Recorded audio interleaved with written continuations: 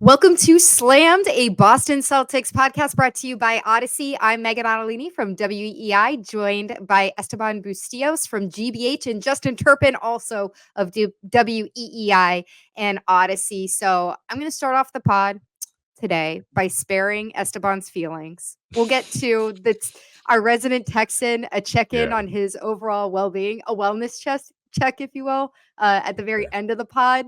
But the Celtics come off a pretty commanding performance without two of their starters over the San Antonio Spurs. If you're just joining us for the first time here, Esteban is a native Texan and grew up a big Spurs fan. So a tough beat for him. And to make matters worse, for those of us who are transplants, even though I've been here for 12 years, this is the first week of weather that we've had in Boston this season where it's been steadily like in the 20s, maxed out every single day for a whole week so far. We're recording this on a Thursday. So it's really just a reality check for many of us.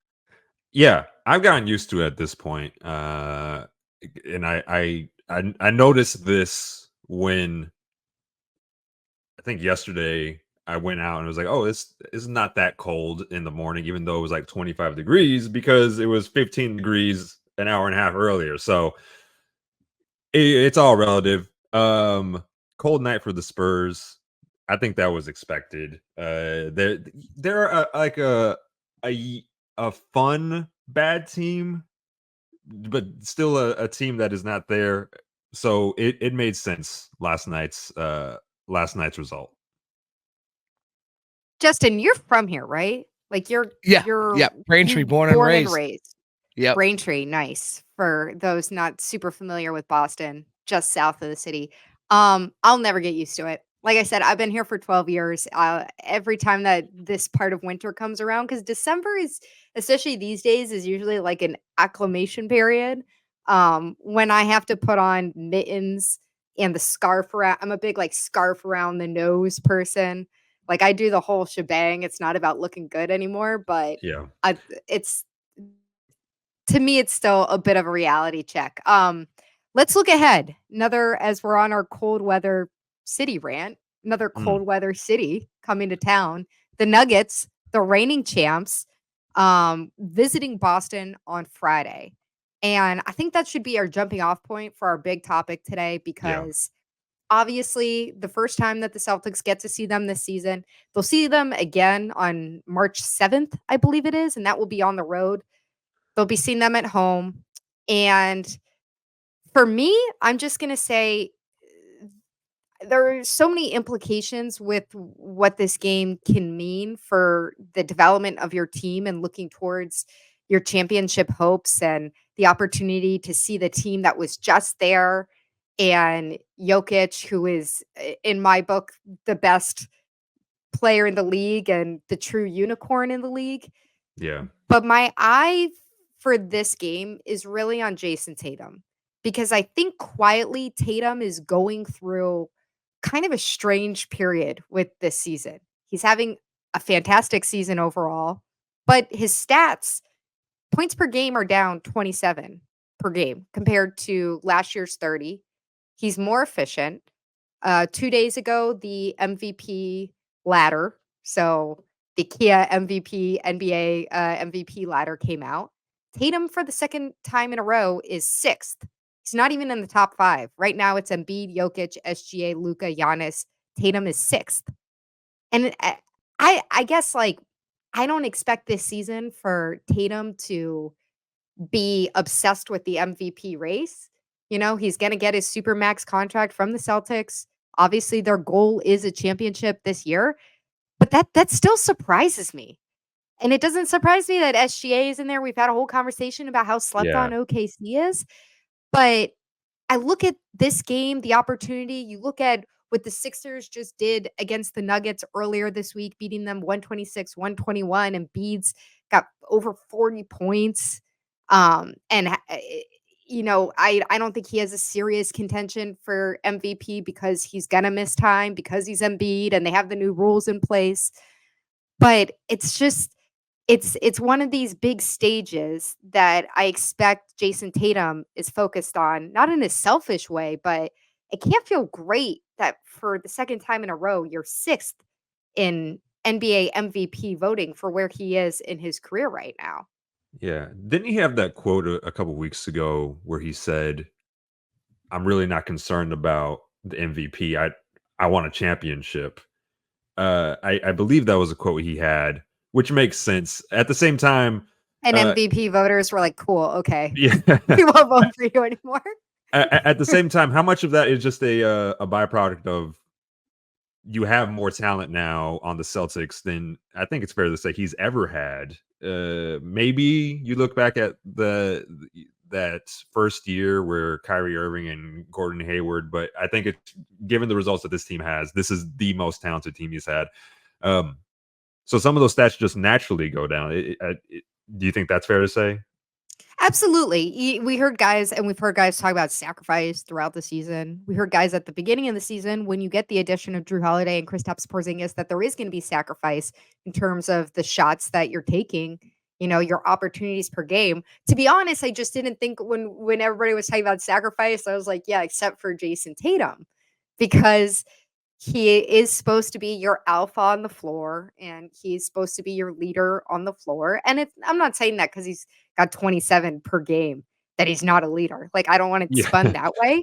I think it's really just a quietly interesting thing to me when you see the way that the beginning of the week was with, I believe it was Tuesday, with Sixers and Nuggets, and you see them. It's billed as the matchup between Embiid and Jokic, and these two bigs and these two massive forces, two of the most recent MVPs in the season. And I really do feel like on a national scale, when Denver is seeing Boston, it's like, well, Denver's seeing Boston, which is the best team in the league, the best starting five. And Yeah. that is, I think, a better narrative to have around your team. Don't get me wrong, but it is different. It does seem to put Tatum in a different place than a lot of these other stars in the league. Yeah. Justin, I mean, you're obviously around the team on a day-to-day basis. Have you noticed Tatum taking I don't know, a different stance than maybe he's had to in the past, given what's around him? Yeah, I think he has. I think he's actually improved a lot as a passer too. His playmaking has really improved, and that's naturally going to happen when you have potentially 5 all-star candidates on your team. I mean, that's just naturally going to happen, like you alluded to. And same with the points; those are going to drop off too, and you're surrounded by that many scorers. But he's definitely kind of adjusted his approach. And I actually have that quote you were alluding to, where he was saying he accomplished a lot in this league. He's at the point where he just wants to get over that hump. He wants to get back to the finals, and he wants to help the team win a championship. And he's really embraced that. And it's kind of cheesy. They've been throwing out the word sacrifice, but it's easier said than done, especially in today's NBA where a lot of these guys focus on the personal accolades, but they've put that aside and they're really focused on sacrificing, doing what's best for the team. And that's what Tatum's done. And it's led to a different approach by him. It is also funny to hear sacrifice in association with a guy who has his own shoe with the Jordan, is averaging like most NBA players would kill to get 27 a game, one of even if he's not going to be MVP this year, just based on these early results, still one of the faces of the league. So sacrifice is relative in this case, I think. Oh, definitely. And look, I mock the sacrifice thing. Like, Yeah. I think it is. I think if anybody's sacrificing right now on this team, it really is Drew Holiday.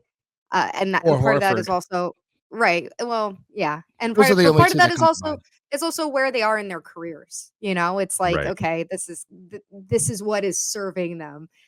Guys can sacrifice when it's also serving their careers and serving the team.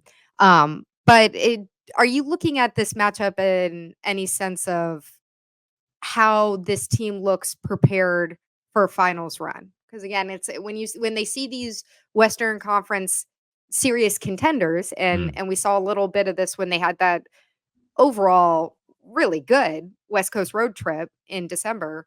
How much are you gauging what they do on Friday for where they're going to be poised to be, hopefully at the end of the postseason? I mean, I'm sure at least what they will say publicly in terms of Joe Mazzulla, et cetera, is oh, this is just another game. And it is a January Friday night game. How much can you take away from it? Still, it is the defending champs. You want to play your best against the best.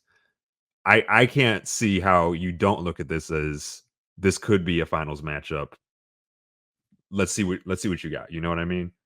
So I personally I think the answer is yes. Like you do have to take this as this is a test for the team, and especially also to uh, with a team that has so few losses. At least some of those big ones have come against the big names from the West, and I don't know how much to take that. It every night is different, but lost to OKC, a loss to Minnesota. Here's probably the other big dog you would call them outside out from the West. How do you do against them? So I would say it's one of the bigger matchups to have this year. All right. Do you guys want to head into take flight? Because we got some news yesterday and it has, well, we can debate the implications, but let's go into it because there's not a whole lot more we can say about the Nuggets until they actually play them, as much as we're looking forward to it. Our first serving in take flight is the trade of Pascal Siakam, Spicy P. He's the Pacers Spicy P now. I don't know how spicy you get in Indiana, but he's going to bring the spice to the Midwest in this trade. Toronto gets Bruce Brown, Jordan Nwora, and am I saying that? Nwora, and 3 first-round picks. You also had New Orleans getting in the mix there. Technically a 3-team trade, but the focus really is on Siakam now with the Pacers. And the Pacers, I don't know why they have to be on every episode of our podcast. As I've said before, like the Pacers have been giving the Bucks fits. They obviously knocked you out of the in-season tournament. Do you guys see this as the recipe for a possible spoiler for the Celtics or any of these other serious contenders in the East? Because I'm not putting the Pacers down as a serious contender, but I think we're all still a little shell-shocked after what we saw Miami do last year. And you see a team now where Halliburton is being joined by Siakam, who has serious playoff credentials. And do you see that as a spoiler candidate as we look forward to the playoffs? I guess before we get into that, was this Shams or Woj who broke it? The owner, I think it was Woj, right? I think it was a Woj bomb. Yeah. So on a Woj bomb scale, like 1 being a firecracker, 10 being Oppenheimer, how much of a Woj bomb was this? I didn't see Oppenheimer. I was like, I only have room for one incredibly long movie from, a well-known director. And so I went with Killers of the Flower Moon because I like that book. Fair enough. So, I feel like if we're going like 1 to 10, it's a 4. I don't know. Like I'm just annoyed that the Pacers are such a big part of my life right now. Like it really has gone beyond a bit where I think I think that they can be disruptive early in the playoffs, but to me it still feels like a problem for other teams. Like I still think that this team in any circumstances should be able to handle the Pacers unless there's some, horrible, I don't know, like the floor caves in at the Auerbach Center and 3 of your starters are out for the entire playoffs, like it would have to be something crazy, I think, to have real implications for you. And the floor caving in is a real possibility. There's a leak at the Auerbach Center right now in the roof. Oh yeah. Right so it's not like so a leak that goes to Seth Wickersham. No, not one of those leaks, but there's an actual leak. Wait, what do you mean? Like it's a plumbing leak? There's like a water coming out of the ceiling. There was last time I was there. Yeah, right on the court, like right on mid-court. They had like a bunch of towels spread out. Yeah. So there goes Derek White's max contract because Wick's gonna have to fix the ceiling instead. Wick's got to like clean out the gutters or something. Yeah, something like that. I like it. I will say, looking at, because I think the Pacers are 7th in the East right now as we're recording this. I do see them, just given the talent that they have, as a team that can maybe hop up past the Knicks. I think they're just about 1 game behind them right now to take that 5th spot. And I think in general, they're a team who even I was even thinking this during the in-season tournament is you don't want to have them in the first round because you'll probably be comfortable. They're feeling confident about themselves. They have obvious talents with Tyrese Halliburton. Miles Turner is great. I think now that front court with Miles Turner and Pascal Siakam is going to be really fun to watch. Not to mention any pick and rolls you do with Halliburton and Siakam.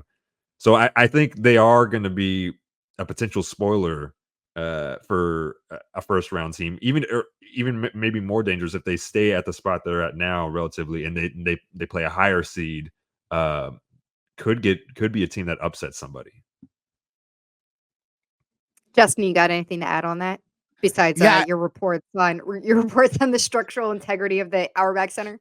that's the important stuff. But yeah, I think I agree with Esteban. I think these guys can really jump up to the 4 seed. I can see them passing Cleveland with all the injuries they've been dealing with this year, and that team's pretty good. So I can see them definitely playing spoiler. But in terms of the Celtics, like the roster you have, you should be able to handle these guys. I know the problem is they're going to play fast, but the problem is they don't play a lot of defense. So as long as you play defense like the Celtics have, and you continue to shoot, they're going to have no answer because they're just not a good defensive team. Yeah. We didn't talk about this when it happens, but now given everything that's happened with Toronto, how do you grade the OG and Anunoby trade, knowing this that now that Siakam has left Toronto? So I think it's a little bit of a delayed reaction to some of the stuff that they have been going through over the past couple of seasons and being in purgatory. I think it's probably the right move, the direction that they're going in for the franchise overall. I still like that for the Knicks. As you alluded to before, the Knicks are like perfectly in the area where they're they're just like quietly like middle class of the Eastern Conference, where I think that they're a team that I'm a little bit more suspicious of, that I have more of an eye on than the Pacers. And maybe that's just because I'm sick of talking about the Pacers every week. Yeah, yeah, and it is. Both of these are fascinating. I am just more fascinated, but I think what did we say? 3 first round picks 3, yeah. for Siakam. That's I mean, I know he's good, but No, it's a that haul. that's a lot. That's not an insignificant amount. So I'm really interested, and giving up Bruce Brown too, who last year in the finals played a critical role for Denver. He's a really good player, Boston area guy. So Dorchester guy. Dorchester. So yeah, I understand why Indiana made that trade, but that's a lot to give up. Absolutely. All right, let's move on. Our second serving in Take Flight. We are officially at the halfway point of the regular season. So just I guess doing our own little wellness check on the Celtics team. They have a record of 32-9, top of the Eastern Conference. I think still the best team in the NBA, the championship favorite. And I don't have I honestly, I'm sorry to say, like, I just don't have a lot of complaints with where the team is right now. I'm sorry to say that because it's not a very hot take to throw out there. I just am keeping an eye on, like everybody else, the health of Kristaps Porzingis. I think that's going to be the biggest determinator of where your team goes in the postseason. What I really like about this team that I think is different than last year's team is, first of all, I have to say, like, Joe Mazzulla overall just seems like a different guy. I think that he's grown a lot in this role, even, beyond the timeouts and the press conferences and a lot of the things that we tend to focus on as media people. I think his emphasis on defense with this team and his ability to have the message resonate with every level of the players, whether it's guys who are 9th and 10th on the bench or Jason and Jalen, I think it is very real. And part of that may just be the success that they're having early in the season, halfway through the season. And we'll see how much that keeps up because it certainly fell off a little bit after the All-Star break last year. But I just see them as an incredibly healthy team. I don't even mean in terms of how much time they're spending in the training room, but healthy in their chemistry, healthy in their habits. And aside from even giving up a lousy third quarter to the Spurs last night, it's like that's really the only nitpick that I can find with this team. Yeah, I think what you just said, Meg, is probably the most important thing is their chemistry. Their vibes on this team are just off the charts. That picture that I think they took when they were leaving Toronto in the plane together, that's like a small thing, but that's It not looked something like that happens. it was like a college team, and I Yeah, mean that in a good way. yeah, like they genuinely seem to all really like each other, which, as we know, with this iteration of the Celtics, hasn't always been the case, for better, for worse. So, yeah, I don't know how many other teams can say that they're at that level of comfort, with each other. I don't know, Justin. What have you seen just in terms of where they are right now? Yeah, in terms of where they are right now, back to Megan's point about the defense, I think Jason Tatum and Jaylen Brown deserve a lot of credit for that as well. I know it's really been spearheaded by Missoula, but Jaylen Brown came out right after Game 7 last year and said, we got away from our defense. We need to hang our hats on the defensive end. And they've done it. They have the number 2 defensive rating in the league, and they've done a great job. They've held their opponents under 100 points in back-to-back games. Granted, it was against the Raptors and Spurs. That's still impressive in today's NBA. And in terms of just the chemistry, I actually talked to Delano Banton about it last week, and I know he's kind of another bench guy, but he said it really it spreads throughout the whole organization from top to bottom. They really care about each other. They're rooting for each other. And it makes me think it's like there's really no complaints right now. Like, why would you even risk bringing in someone at the deadline and kind of risk, messing with this chemistry? Like alluded to that pitcher. I don't know if you guys saw the interview on NBC Sports Boston last night. Luke Cornett's getting interviewed. They all come over and they're all smiling with them. Luke Cornett says, I think this could be a rap group. I think we could be a group of rap singers. Yeah, like exactly. Like they're having fun. They care about each other. When they're on the court, they put away the personal accolades. They care about winning and they care about each other. And that's just so hard to find in today's NBA. So I think, like, in terms of what you can complain about with this team right now, really only the third quarters. Other than that, it's hard to envision a first half of the season that could have gone any better for them. You bring up Luke Cornett. I think that's a good jumping off point for our next serving intake flight, which is the Stay Ready group. That would be the bench boys. Last year they were the bus 2 boys. Bus 1 boys. Bus 1 boys. Whatever. You know what? Last year's last year, Terp. Nobody cares. It is last year. It's in the past. Thank you for the fact check. So in terms of the bench guys, we obviously saw a healthy dose of them last night, and we've seen times where Missoula throws one of those guys pretty early into his rotations in the first half of games, sometimes in the first quarter of games.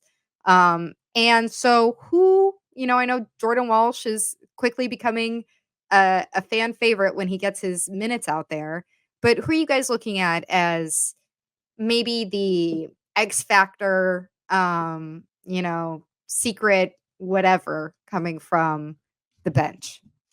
I don't even know if you can call him a stay ready guy just for how much he's played, but we've talked about him before. Neemias Queta is a guy who I don't think anybody was like, oh, that's going to be stay ready to come off that 2-way contract. Yeah. And has he even played in Maine at all during He's his played time? 2 games in Maine. Just okay, 2 so out of their 8. So yeah, not a ton. Yeah, so it's not even it's really a one-way contract. That's not really a two-way. So I obviously what he's done for this team has been pretty phenomenal given his track record before. And then Delano Banton, O'Shea Brissett, they don't get a lot of playing time because of the rest of the team, but 2 really talented young guys who I think will go on to have really successful careers. Maybe not in Boston, just given the trajectory of this franchise, but I think they may play themselves into a bigger contract somewhere else. I think what's tough with this group is, we get excited about these guys during this point in the season.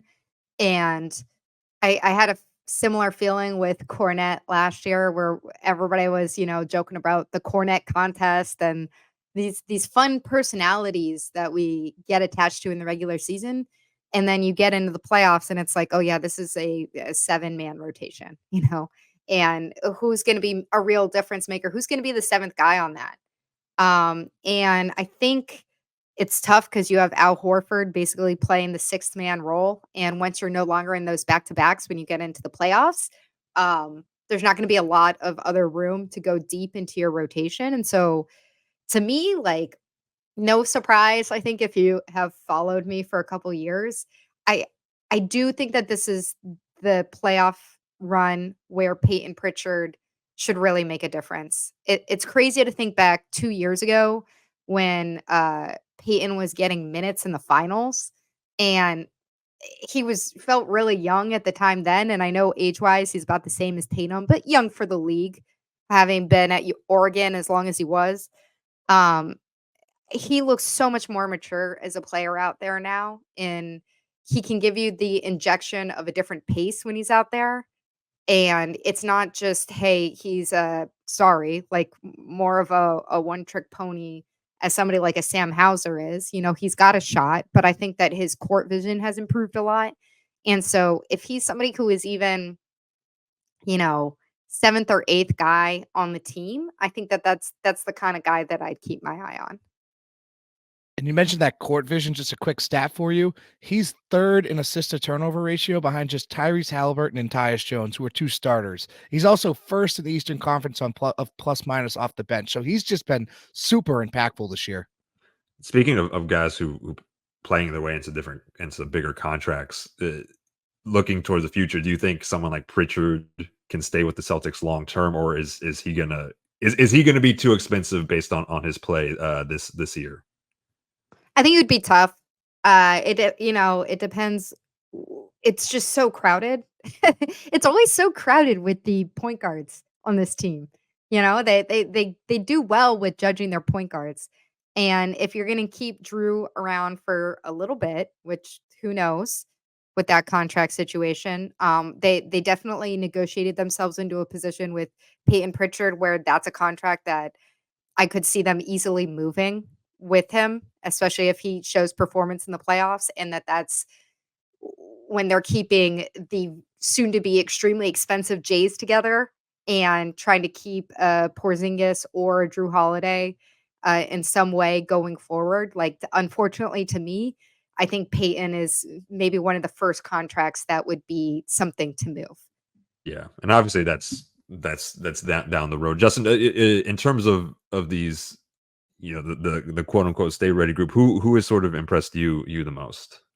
I'm with you with Kada. I don't think anyone had the expectations that he's kind of met this year coming in. He's only 24, got cut by the Sacramento Kings in favor of JaVale McGee, and has come in and has just been awesome on the offensive glass as well. Another one I look at is O'Shea Brissett.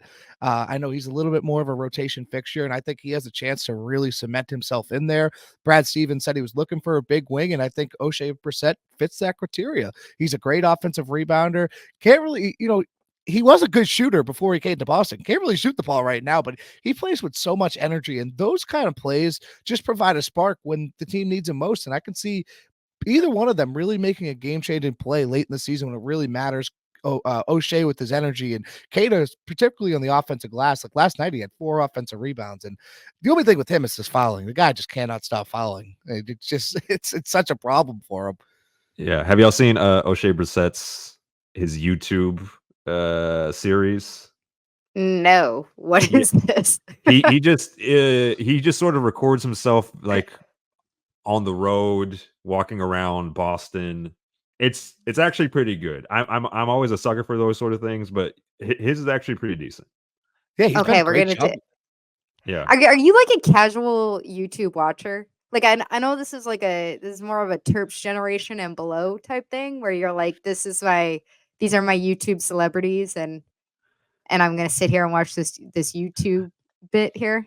Yeah, no, I do watch YouTube a lot. I don't have like necessarily influencers I like or anything like that, but his is good. Oh, Brissett's he has Do you have channels that you watch not necessarily. I'll watch like Conan, his just on like YouTube yeah, like his from his podcast. podcast? Yeah, yeah, it's Okay, fun stuff. okay. It's fun stuff. But like Brissett's cinematography is I don't know if it's him or if he has a guy. It's He's got a surprisingly good. dot crew.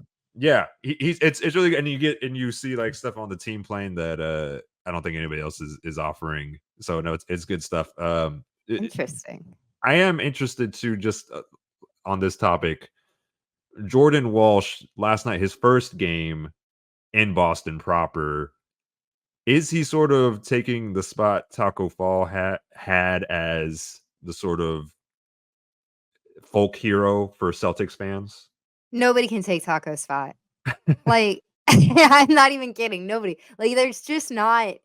I don't think you can have the hype of as tall as that man was, and his name being Taco. It's just it's you can't replace it. You can't replicate it. There's never going to be another Taco for us. Incredible. I know Celtics fans in general are very knowledgeable about their team. I guess I was sort of surprised watching the game to see the reaction in TD Garden when he puts up the shot and everybody was on their feet ready to see this thing go in. I mean, what makes him so special do y'all think? Justin, I'll toss this to you. Yeah, just the fact that he was their only draft pick this year, and I think people actually believe that he has the the chance to become a fixture in the rotation. He's only 19 years old. He's 6'7". He's got a 7'2" wingspan. Really starting to figure out how to shoot the ball from deep too in Maine. But it wasn't even only when he got the shot up. Every time he touched the ball, the place went crazy last night. Every single time he touched the ball, to a fact where they're yelling at like Banton and Lamar Stevens to give it to him. It was pretty funny. But I think it's just the fact that they're really confident in the fact that he can develop into a key fixture in this rotation. Like I said, he's only 19 years old. So, Yeah. he has all the physical attributes with his frame and his wingspan, and he's a great defender. So there is reason to be excited with him, especially the way he's been playing in Maine. Yeah. I do also think at least part of it is his completely shaven face, including the eyebrows. It's a thing. And I It's a think look. yeah, people like it. People like it, and I think it's cool to see someone that young get that much love from the fans here in Boston. I think it should be a challenge in Boston, like the Jordan Walsh challenge. Like if you lose your Oh, fantasy league or something, you have to shave your entire face, including your eyebrows. I can guarantee you when we get into playoffs, when they start panning into the crowd, there's going to be some bald guys who have shaved their eyebrows and have like, oh, they find a Walsh jersey or they make a Walsh jersey. They have the Walsh Maine Celtics jersey or something. It's going to be a thing. Then you have to 100%. We like might have to put do it, Esteban. He's from Vaseline Texas. all over your face when you go outside because you're gonna Yeah. just be like open to every element. I didn't know. Hold on. We're from Texas. I don't think I knew Let me that. see. Yeah, he is from Texas. Let's see. I can pull it up for you. Well, okay, while Justin looks that up, I think that this is the perfect time to go to our final serving on our take flight, which is checking in on Esteban because he's just had a rough go this week. Starting with the overall state of the Spurs. And I know that Popovich talked last night about he's not worried about them not winning 47 games this season, and that's not who they are. And Wemby's coming along and doing what he's supposed to do. But then at the same time, you get slapped with the report that Mike McCarthy is going back to the Cowboys after what I found to be a completely hysterical and entertaining playoff choke job. So, Yeah. Esteban, which one is worse? And just generally, how are you feeling? How are your Texas brethren doing? First, I did look it up, Justin. He's from Dallas. Shout out the whole Dallas County, Triple D. It's Jordan Walsh. How am I doing? Thank you for this platform. I have never been as disappointed in, I think, my almost 30 years of life in a singular sports performance as I was on Sunday. Unfortunately, Cowboys versus Packers. I understand why Mike McCarthy is coming back. And then listen, I don't like being a sports cynic. As much as I watch these things, as I care about these things, I think Mike McCarthy knows a lot more about football than I do. They have the talents. So I will forever be optimistic. And look, they're not the Giants. They're not Carolina. There's reason to be hopeful. They're They're not not the even. Patriots. Yeah, even the Patriots this season going and Gerard Mayo. That's I after being at his press conference yesterday, I think is a great hire, but Agreed. there's a lot to work on there, and it is. I don't think it's realistic to just be like, oh, it's gonna be a playoff team. It's going to take work. But like a team like Dallas has the pieces to put it all together. They just need to put it all together. And even like with the Spurs, even when they drafted Wembanyama, or they got that first overall pick, I knew this was going to be a long haul sort of thing. This is not going to be, oh, they're going to be back to the finals. And quite frankly, too, I have been alive. I don't remember when they won in 99, but I can remember 03, 05, 2014, 2007. So I have been incredibly just blessed as a fan to remember that. I can't I can't say honestly that it's something I expect or feel like Spurs fans deserve to have another championship team. It would be great, but I'm happy. And Wembanyama is just so fun. And again, they're a fun bad team. They seem to have the chemistry down, the basketball part they're working on. So it's a rough week. It's a rough That week, little but basketball part. right, I yeah, can't yeah. believe you guys are bringing back Mike McCarthy. That one Look, again. he's got 12 wins a season. So it's Yeah, but for all the everything that Jerry said before and yeah, after that game, like, that is just a wild way to go about business yeah, with and I know that that's Jerry, that's his yeah. style, but, like, if I'm Mike McCarthy, I guess I'm on one hand, like, kissing the ground that I get to come Hmm. back and coach the team again. On the other hand, I'm like, "You really hung me out there to dry, man." Like, that is tough. Your boss. Yeah, two things. I will say Tom Brady had this interesting quote, I think it was from earlier this week or maybe last week, where he was talking about the coaching continuity, how that was an advantage because when they would change coach when other teams would change coaches to try to catch up with the Patriots, they'd start from square one and the Patriots would just keep rolling. And because of their success, other teams would change coaches and it just became a self-fulfilling cycle where the Patriots were successful in part because the other teams were trying to catch up coaching wise. So I understand trying to keep the continuity when there was some success there. Two, how I am. I don't know if y'all share this. I am personally very happy that not because of him, but that Belichick didn't go to Dallas only because the fiasco that would have been unlike anything I think we've seen in sports before. Because look, I've been around the Boston sports media block for a little while. Nothing compares to the Dallas Cowboys. Not the Dallas, but the Dallas Cowboys sports media carnival. That would have been I think I would have lost my mind. See, you're talking as a fan. There a little bit. Would have loved the content. Like I'm very sad that we're not getting that's off the table. But who knows? Maybe it'll be Yeah. Belichick to Philly. It's looking like Atlanta. He's got a second interview, which I don't really know what you have to interview him twice for. Like Yeah. you didn't find out in the first interview. Maybe it's you pitching him. Before we go, because we are running a little long here, Justin, can you give us at least one stat that we can chew on uh, as we look towards the Nuggets? Yeah, so I got a bunch here. So I'm going to go with this one. So Boston 17 wins against 500 or better teams this year is tied with the Minnesota Timberwolves for most in the NBA. On the other side, though, they are 15-2 against sub 500 teams. So they're doing it to get their dominance is against both teams. Okay, so they're crushing the really bad teams like Esteban Spurs, but Yes. Thank you they're for that. just you said they were just over 500?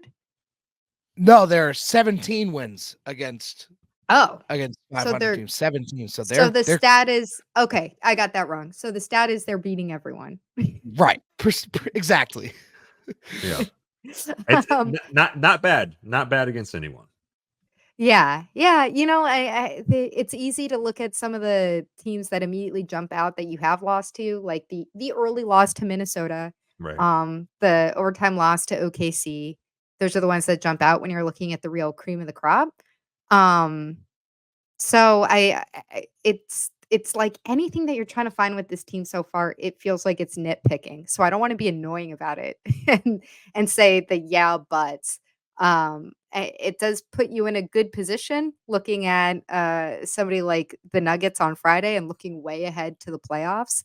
But it's definitely a departure from last year to see them handling the teams who are not as much in their tier of the league. And 15-2, incredibly impressive. No, I agree, and yeah, we've talked about it before, but beat the big teams, but also beat the teams you're supposed to beat, and that seems like that's what they're doing this year. Okay. Well, that is this week of Slam. Thank you for joining us. We come to you guys once a week on the Odyssey app or wherever else you get your podcasts. YouTube, if you're watching all the various channels like Esteban, I think he watches the guys who go in and eventually try to fight boxers. I think he's not telling us. He spends like 4 hours a day on YouTube just watching weird videos of people hurting themselves. But we'll have to check in on that next time. Thanks for joining me, guys.